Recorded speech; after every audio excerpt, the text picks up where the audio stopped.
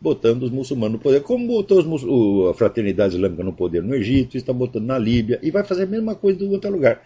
Ainda veio o professor Duguin dizer, não, aqui nós temos, né, o imperialismo americano de um lado, e do outro lado nós temos a Aliança Eurasiana, nós, o Islã, a China, etc. Mas que palhaçada, meu Deus do céu. Ora, isso aí é tudo briga de família. Né? É claro que a briga de família às vezes pode, né, inflamar e causar uma crise maior, mas em geral todos eles têm uma comunidade de interesses entre esses três grandes blocos. Eu acho que há mais interesses em comum do que interesses divergentes, embora localmente surja divergência. Mas, ora, está na cara que o governo americano, isso é o establishment, ou aquilo que o Nicholas Seger chama corporação, está trabalhando para a ascensão islâmica mundial. Assim como a Casa Real Britânica, que é um elemento fundamental da corporação, está protegendo a invasão islâmica a olhos vistos. Eu digo para vocês, o príncipe Charles é membro de uma tarica. Ele obedece um sheik islâmico. Meu Deus do céu, eu não sei quem é o sheik atualmente. Era o Fritjof Schwan, depois passou a ser o Martin Lings, eu não sei quem é agora. Então, tá lá, o príncipe herdeiro, o homem que vai ser o rei da Inglaterra, membro de uma tarica. Membro de uma tarica quer dizer que ele obedece o sheik em tudo, tudo, tudo, tudo, porque esse é o regulamento. Tá na cara que o sujeito é membro da tarica. Né? Isso aí, eu acompanhei essa coisa desde o tempo em que eu convivia com Martin Lings, que depois virou o sucessor, o sheik sucessor do Fritjof Schwan. Então, tá lá, todo dia sai mais uma lei protegendo o muçulmano e esculhambando o cristianismo na Inglaterra. Então, como é que é? Que hostilidade é essa, vamos dizer, entre, né, poderes marítimos e poderes terrestres? Mas que palhaçada, meu Deus do céu. Olha aqui, olha aqui. Esta semana o Aaron Klein, no Wordnet dele, nos informa que a senhora Dalia Mogahed, nomeada pelo presidente Obama como sua conselheira em assuntos de fé, participou num projeto cujo goal era definir, interpretar e implementar o conceito do Estado Islâmico nos tempos modernos. Quer dizer, a mulher está trabalhando, evidentemente, num projeto de implantar o Estado Islâmico, e esta é nomeada pelo Obama como sua conselheira em matéria de fé. Vai dizer que o Obama é cristão? Cristão o caralho, porra. A grande mídia aqui. Então, finalmente apareceu a realidade. A fraternidade islâmica está por trás não só de toda esta violentíssima rebelião no Egito, mas está por trás de rebeliões que estão estourando em vários outros países em torno, Tunísia, Iêmen, etc, etc. Enfim, isso aí é a grande revolução islâmica que está finalmente acontecendo depois de ter sido preparada durante décadas. E o objetivo é, evidentemente, livrar-se dos últimos governos islâmicos que são favoráveis aos Estados Unidos, o que tem boas relações com Israel. Então, trata-se de remover os últimos obstáculos, que se interpõem no caminho da formação, vamos dizer, do grande bloco islâmico unificado para o combate final contra o Ocidente. Então isso aí já está sendo preparado há muito tempo, só um cego não vê, e o mais bonito da história é que no Egito os Estados Unidos estão apoiando a rebelião, exatamente como aquele cretino do Jimmy Carter, nos anos 70, apoiou a Revolução Iraniana. Né? Então basta o pessoal vir com uma conversa de democracia e direitos humanos e está aí o pretexto, né, para apoiar comunistas e terroristas islâmicos, como fez o Jimmy Carter, dizendo que uma vez derrubado o Shah, se instalaria lá uma maravilhosa democracia de tipo ocidental, que se viu com a instalação da ditadura, uma das ditaduras mais ferozes de todos os tempos. Teve gente que sofreu no tempo do Shah e que hoje tem saudade do Shah, em função do que veio depois. E no Egito será a mesma coisa. Quer dizer, nós vamos aqui instalar a democracia no Egito com eleições livres, imprensa livre, etc. etc. Só quem não te conhece é que te compra. O regime da fraternidade islâmica é sempre ditadura. É claro que vai haver uma feroz ditadura islâmica no Egito. E o Egito, que é um país de população enorme, talvez seja o país de maior população entre os vários países islâmicos, vai se tornar, então, mais uma peça integrada no mecanismo da grande guerra revolucionária islâmica. Né? Esse Obama foi posto lá por gente que sabe que ele é inelegível, por gente que sabe que é uma situação ilegal, para forçar a crise constitucional e forçar a desmoralização do sistema. Uma vez no poder, o que ele vai fazer? Vai aplicar o esquema revolucionário do Saul Alinsky para destruir a economia, tá certo? E vai modificar a política internacional americana de modo a favorecer os inimigos. Então a famosa Primavera Árabe, que é essas rebeliões que estão espocando aqui e ali, todas elas são coordenadas pela Fraternidade Islâmica, que é a entidade mais anti-americana que existe no mundo, e está fazendo isso com a ajuda do governo americano. Então o Gaddafi, evidentemente, era um ditador filho da puta, mas acontece o seguinte, ele não fazia 40 anos que não fazia nada contra os Estados Unidos. Assim como Mubarak também. Então você tira, né, um ditador, vamos dizer, que é, em termos de política internacional, inofensivo, e coloca lá os seus inimigos, dizendo que você está promovendo a democracia. Aparece aqui o Obama dizendo, nós vamos destruir todos os tiranos do mundo. Não, você tira um tirano inócuo e põe lá um inimigo, dizendo que está promovendo a democracia. Ora, o que aconteceu na Líbia? Derrubaram o Gaddafi, no dia seguinte disseram, agora que é uma nação islâmica, está implantada a Sharia. Então você sabe que na Sharia, qualquer política não islâmica é proibida. E essa é a democracia que eles vão implantar. Daí o cara, o primeiro-ministro, não, ministro da Defesa da Inglaterra, que esse nome, ele disse assim, isso mancha um pouco a reputação dos rebeldes. Mancha um pouco. E como? Vocês não deram dinheiro e armas, suporte militar para eles, para implantar a democracia? No dia seguinte eles fazem o contrário, você vai dizer que você fez isso por engano? Ora, meu Deus do céu. Não é engano. Isso é premeditado. Tá certo? Então, a Primavera Árabe não era o que nós dissemos.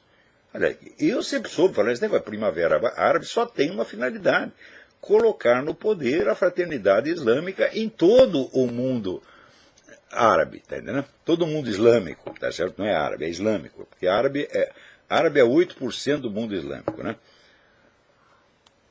O resto é paquistanês, indonésio, africano, tudo misturado. Então, o objetivo deles é, evidentemente, tomar conta de todo mundo islâmico. E o objetivo do Barack Obama foi ajudá-los a fazer isso. Essa história de dizer que vamos implantar a democracia, eu digo, porra, é só você ver qual é os escritos do Said Qutb que inspiram a fraternidade islâmica. Fala, vai ver onde ele prega a democracia. Parte alguma.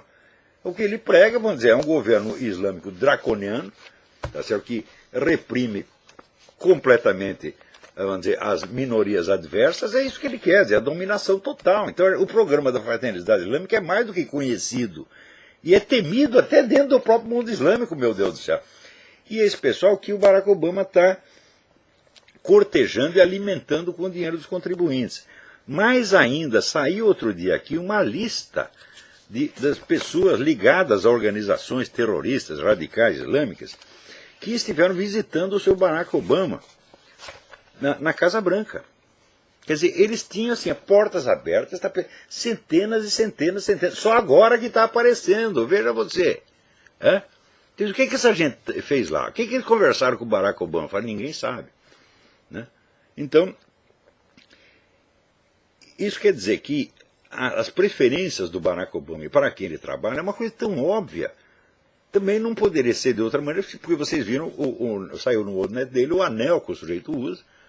No anel está escrito a Shahada. A Shahada é a declaração de fé islâmica, é o princípio número 1 do Islã. La ilaha illallah, quer dizer, só existe Deus, o único Deus é Deus. E por dentro deve estar escrito, segundo os especialistas, por dentro do anel deve estar escrita a segunda parte da Shahada, que é Muhammad Rasulullah. Quer dizer, Muhammad é profeta de Deus. Então, evidentemente que há, vamos dizer, um comprometimento do Obama, não com o Islã no sentido religioso da coisa, tá certo? Mas com o Islã geopolítico, que é o Islã da fraternidade islâmica. Né? Religiosamente, quais são as crenças religiosas do Barack Obama? Isso é perfeitamente irrelevante. Dizer que ele é cristão é absolutamente ridículo, porque a única igreja que ele frequentou é a do Jeremiah Wright, que é tão cristã Tá certo? Quanto aí Leonardo Boff e Frei Beto, é coisa desse tipo. Quer dizer, é uma igreja marxista. Só isso. Então, a lealdade dele está entre o comunismo e o radicalismo islâmico. Por exemplo, no Brasil, ninguém tem a menor ideia, mas nem de longe, a menor ideia da extensa folha de serviços prestadas pelo seu Barack Hussein Obama, pelo governo Barack Hussein Obama, aos terroristas islâmicos. Eles não sabem, por exemplo, dos bilhões de dólares em ajuda federal que vão para a fraternidade muçulmana, para os chamados rebeldes em toda parte, que estão cheios de gente da fraternidade muçulmana e da Al-Qaeda. Eles não têm ideia. No Brasil ninguém tem ideia disso. No Brasil continua vigorando aquela ideia de que todo americano é um reacionário pró-capitalista em essência. E de que, portanto, se tem lá um presidente de esquerda, ele é só um pouquinho à esquerda, é um esquerdismo muito moderado, é uma espécie de tucano, né? E os Estados Unidos ficam sendo, vamos dizer, o emblema, né, do capitalismo mais reacionário. Então isso quer dizer que você pode botar aqui Vladimir Lenin na presidência e na América Latina, no Brasil, ninguém vai entender que o cara é comunista. Tá certo? Como até hoje não entendo. No Brasil, se você diz Barack Hussein Obama é comunista, o pessoal diz que é teoria da conspiração, que você está louco, você está paranoico. Aqui nos Estados Unidos, todo mundo sabe que o cara é. Tem milhares de livros a respeito, está tudo altamente documentado, a história inteira dele. Se você for ver pelo Dize-me com quem andas, e eu direi quem és, o Barack Hussein Obama só viveu cercado de comunistas a sua vida inteira. E o que ele está fazendo agora no governo é o bom e velho plano do Saul Alinsky, né, de usar o governo como um instrumento gerador de uma situação revolucionária capaz de quebrar a espinha do poder americano e entregá-lo totalmente desarmado, né, na mão dos centros globalistas de poder. Agora, como as notícias fundamentais são sonegadas, tanto aqui quanto aí, mas aqui ainda sai. Aqui sai pelo rádio, sai pela internet, sai, vamos dizer, por jornais regionais, que até tem uma certa audiência. Então, digamos, nos Estados Unidos você tem uns 30% ou 40% da população que fica sabendo o que realmente está acontecendo.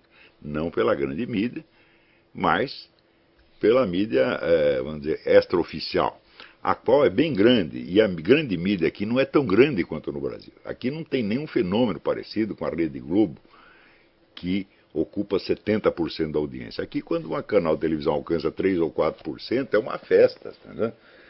Então, quer dizer, o controle de mídia aqui é uma coisa ainda relativa. Né?